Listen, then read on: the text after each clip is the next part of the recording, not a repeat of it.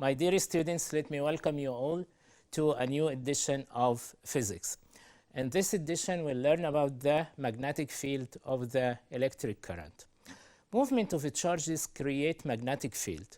In this edition, we'll be able to learn about the magnetic field due to current carrying straight wire, current carrying circular coil, and solenoid. So let's get started.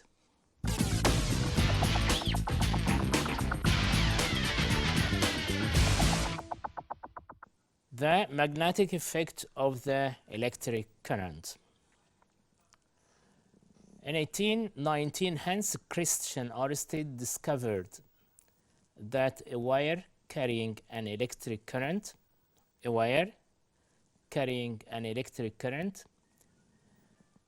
was able to deflect a magnetic compass. Okay, it is shown in front of you.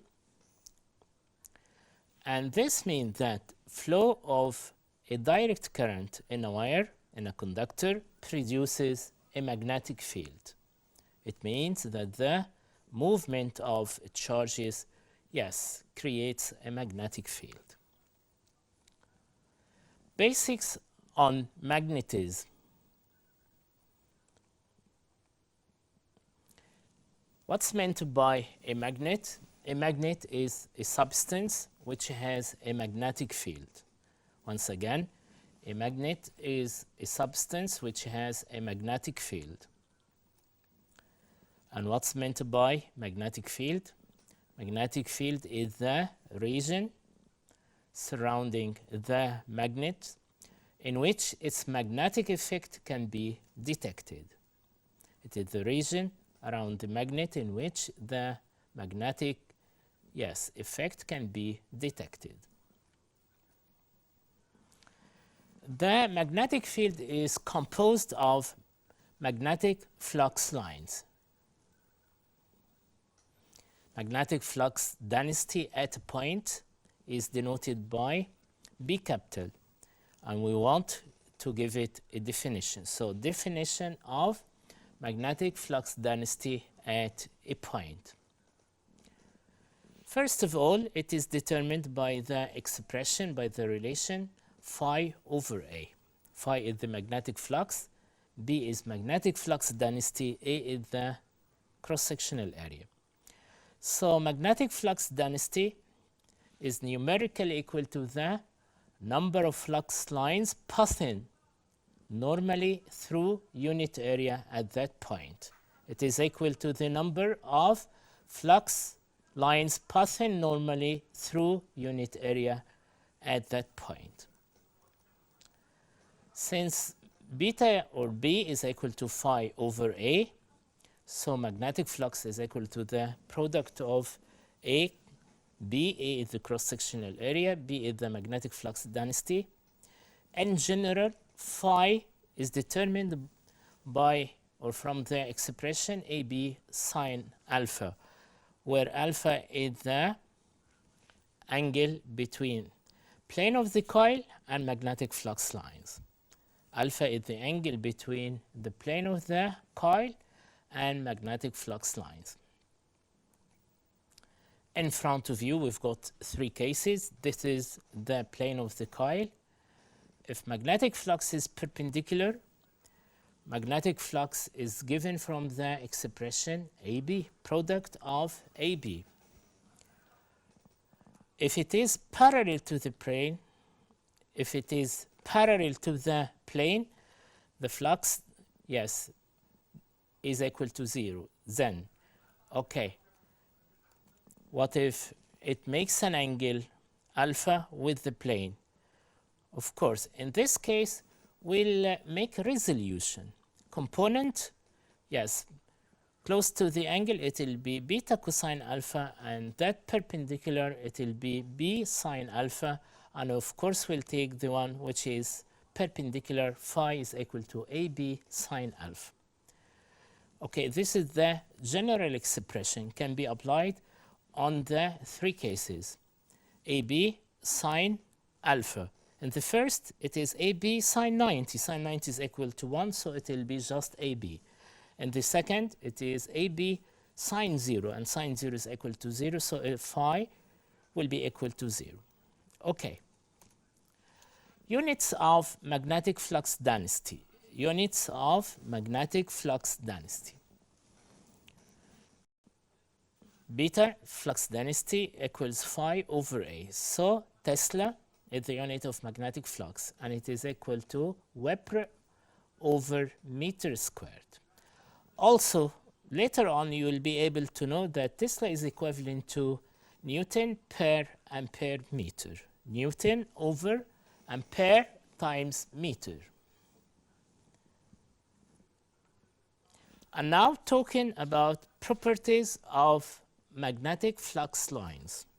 Flux lines never intersect each other. They never intersect. Okay. Also, flux lines are imaginary lines. They tend to contract. They tend to contract. They tend to shrink. They tend to repel one another sideways. They tend to repel one another sideways.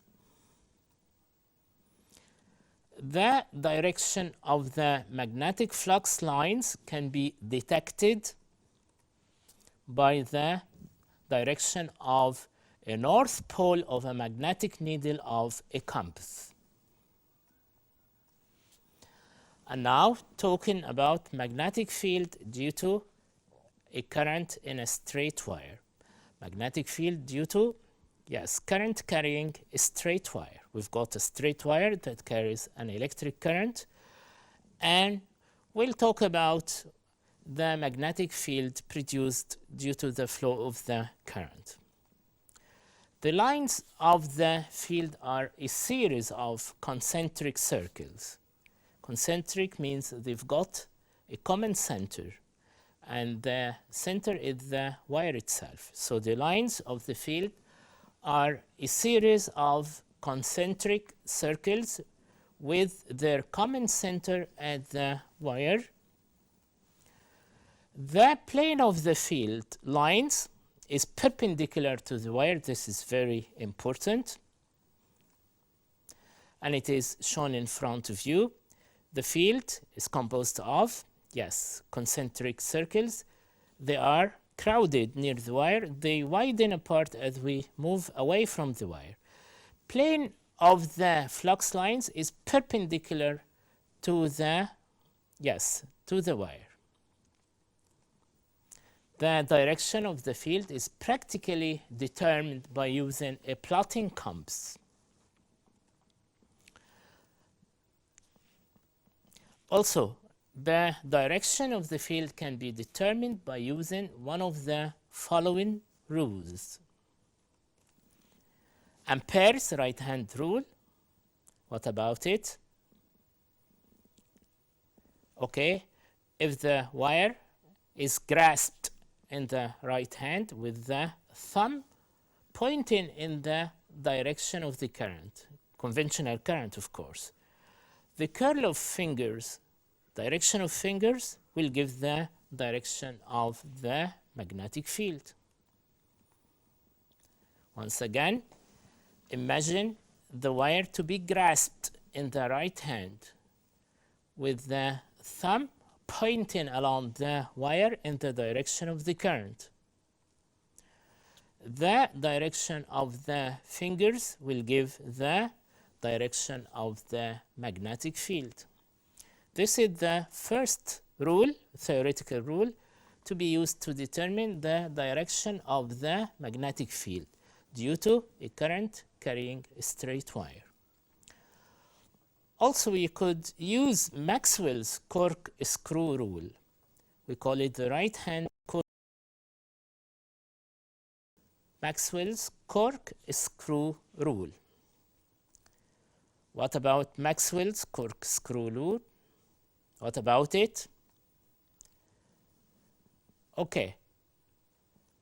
It states the direction of rotation of the corkscrew gives the direction of the magnetic field if the corkscrew is driven in the direction of the current. So let me say it. Imagine a corkscrew being screwed along the wire in the direction of the current.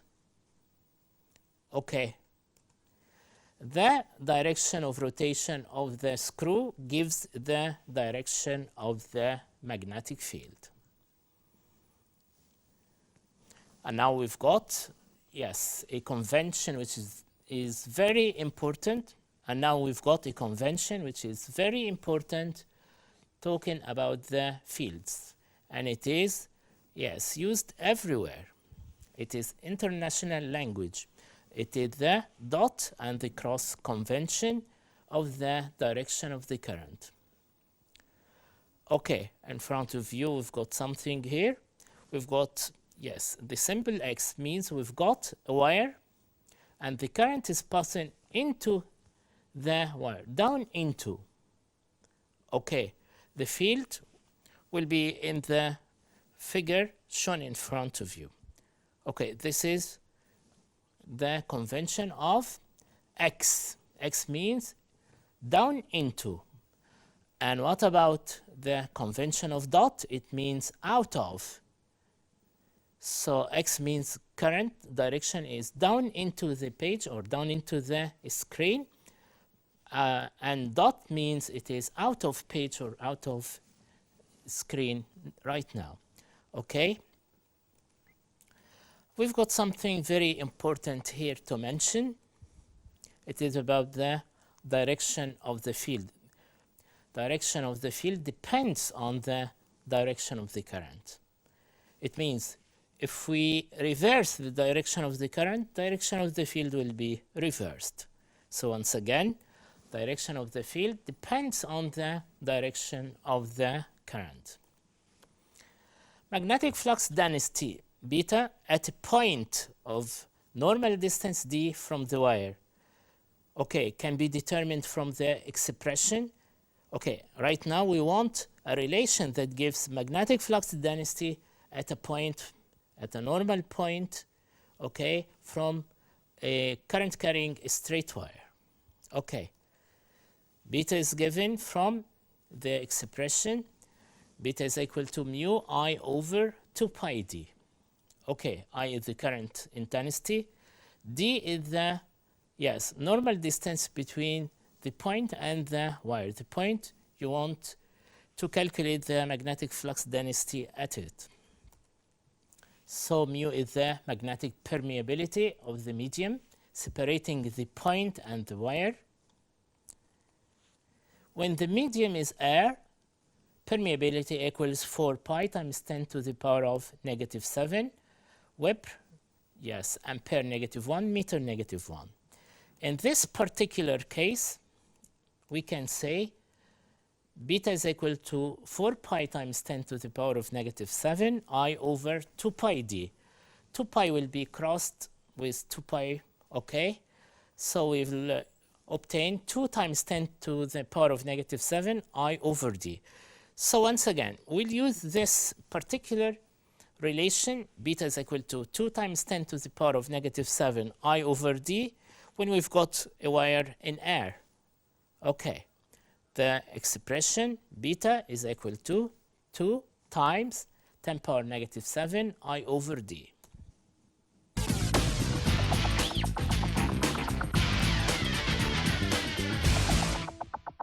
Talking about total magnetic flux at a point between two wires carrying currents in the same direction.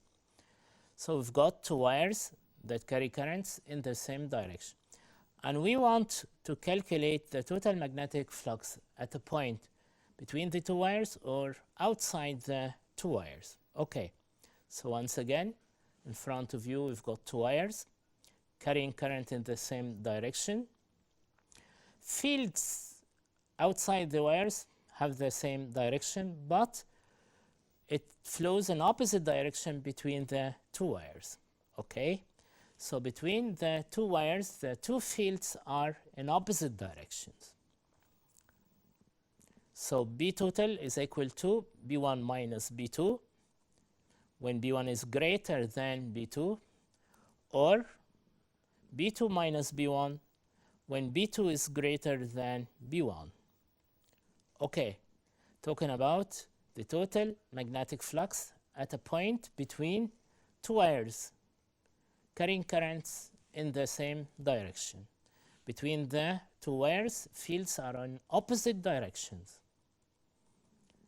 Outside the two wires, the two fields are in the same direction. So B total will be B1 plus B2. And what if we want to calculate the total magnetic flux due to two wires carrying currents but in opposite directions? Okay, so in front of you we've got two wires carrying currents in opposite directions. The fields outside the wires will be in opposite directions, but between the wires they will have the same direction. Okay, between the two wires the fields have the same direction, but outside they have opposite directions. Okay, so total magnetic flux at a point between the two wires, B total equals B1 plus B2. They have the same direction, so we just add both of them. But outside the wires, total magnetic flux, yes, will be, since they are in opposite directions, okay, so it is B1 minus B2 when B1 is greater than B2, or B2 minus B1 when B2 is greater than B1. And now talking about something very important, how to locate the position of the neutral point. Locating the position of the neutral point. It is somewhere in between the two wires when they carry currents in the same direction. Neutral point is located, situated where the two fields are in opposite directions. So when the two wires carry currents in the same direction, it will be between the two wires. Two wires in front of you carry currents in the same direction, currents I1 and I2.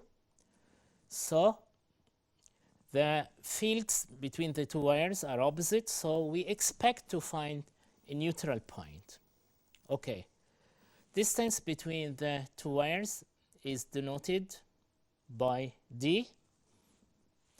Let the point to be located at a distance x from one wire. It is at a distance x from the wire carrying the current I1. So it is a distance D minus x from the other wire. The two fields are in opposite directions, so B total will be the difference between the two fields. So B1 minus B2 is equal to 0, or B1 is equal and opposite to B2 to obtain a neutral point. So mu I1 over 2 pi x is equal to mu I2 over 2 pi between two brackets D minus x. And of course, mu will be crossed out, 2 also and pi will be crossed out. So we can say I1 over x is equal to I2 over D minus x. Rearranging this in a better way, we can say I1 over I2 is equal to, yes, x over D minus x. This is the relation to be used to determine the position of the neutral point, to locate the position of the neutral point. Also, neutral point lies closer to the wire carrying the weaker current. This is very important and you should keep this in your mind. Neutral point lies closer to the wire that carries the weaker current. Neutral point lies outside the two wires, okay, when they carry currents in opposite directions. Okay, and also it is closer to the wire carrying the weaker current. In front of you, we've got two wires. Front of you, two wires are shown, and they carry currents in opposite directions. Currents I1 and I2, two different currents in opposite direction. Fields between the two wires have the same direction, so we cannot find a neutral point. The neutral point will be outside the two wires, closer to the wire carrying the weaker current, okay? Fields outside the two wires are in opposite directions, so we expect to find the neutral point outside the two wires. Distance between the two wires is d. Let the point at a distance x from the wire carrying the current I1, okay? And I2 is greater than I1 because we located the neutral point near I1, okay? And once again, neutral point means we've got two fields equal and opposite. They are equal. Okay, so B1 is equal to B2. So mu I1 over 2 pi x is equal to mu I2 over 2 pi between two brackets d plus x. Okay, so I1 over x is equal to I2 over d plus x. And instead of d minus x, it will be d plus x. So we can say I1 over I2 is equal to x over d plus x. And now, talking about the factors affecting the magnetic flux density of the magnetic field of a current carrying a straight wire. What about the factors? And of course, they are, yes, taken or known from the relation that gives the magnetic flux density. Beta, which is equal to mu I over 2 pi d. So, the current intensity, this is the first factor. The normal distance from the wire, and it is denoted by d. And permeability of the medium surrounding the wire. Permeability of the medium surrounding the wire.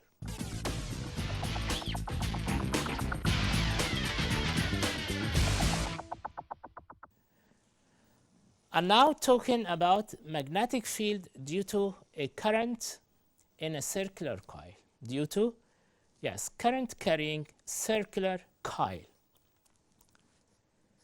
Okay, shown in front of you now. Circular coil. The current flows in, yes, clockwise direction. Observe the fields. It is uniform at the center of the circular coil. Okay. So we've got a circular coil that carries an electric current. Okay. The field lines run in loops from one face of the coil to the other. The field is similar to that produced by a short bar magnet. The field is similar to that produced by a short bar magnet. And the coil acts as if it has a north pole on one face and a south pole on the other. The magnetic flux at the center of the coil, as I said, is straight and is perpendicular to the plane of the coil. And now determining the polarity of the coil. What does it mean, determining the polarity? It means knowing, yes, which face acts as a north and that acts as a south pole. Polarity of the coil can be determined by various methods. Okay, first of all, if the current flows in a clockwise direction, we expect a south pole. If it flows in anti-clockwise direction, we expect, of course, a north pole.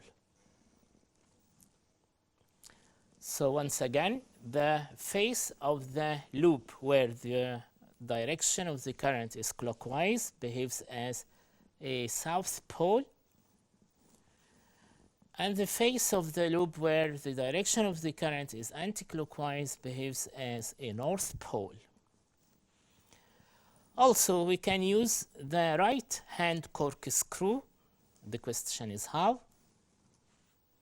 When a right hand screw is screwed in the direction of the current, of course, direction of the conventional current, the direction of turning, direction of fastening, gives the direction of the field at the center of the loop. Also by using a plotting compass. The magnetic flux density at the center of the circular coil is uniform. And what does it mean it is uniform? It means we can determine its value by using a relation, an expression that gives its value. Yes, magnetic flux density equals mu, which is permeability, Ni over 2R. N is the number of turns on the coil, I is the current intensity, and of course R is the radius of the circular coil. If the coil is air-cored, then beta is given by 4 pi times 10 to the power of negative 7 Ni over 2R. And now talking about the factors affecting the magnetic flux density at the center of a circular coil. The factors are, of course, are known from the expression. So first of all, the number of turns on the coil. Magnetic flux is directly proportional to the number of turns.